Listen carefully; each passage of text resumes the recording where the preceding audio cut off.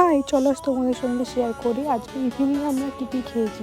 তো আমরা ধর্মতলা একটা কাজে চলে গিয়েছিলাম। তো সেখানে প্রথমে ফার্স্টে লাল পেয়ারা দেখে আমরা লাল পেয়ারা নিয়ে নিয়েছিলাম, কিন্তু ভাগ্যক্রমে এটা লাল ছিল না, সাদাই ছিল।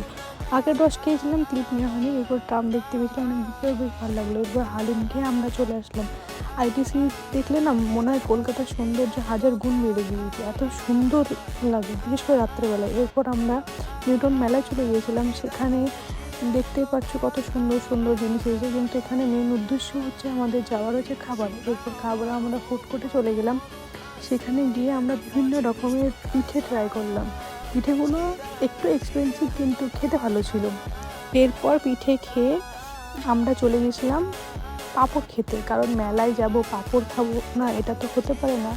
মেলার পাঁপড় একটা হচ্ছে অতপ্রত সম্পর্ক।